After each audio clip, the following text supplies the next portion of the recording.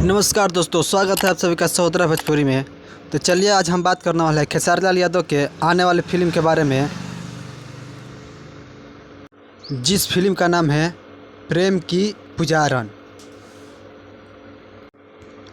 प्रेम की पुजारन खेसारी लाल यादव की आने वाली भोजपुरी फिल्म है, जिसे Samrasi films media and entertainment PVT LTD के बैनर तले बनाया जा रहा है, जिसके निर्देशक है पंकज सिन्हा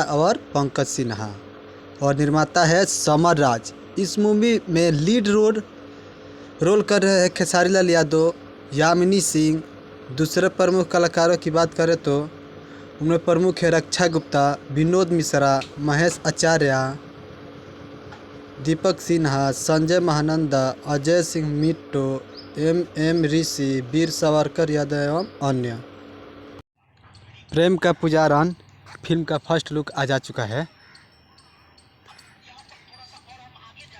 खेसारी लाल यादव ने खुद अपने से इनका फर्स्ट लुक शेयर किए हैं। तो चलिए अब हम आप लोगों को मिलते हैं अगला वीडियो में। तब तक के लिए थैंक यू सो मच। हमसे जुड़े रहने के लिए हमारे चैनल को सब्सक्राइब कीजिए।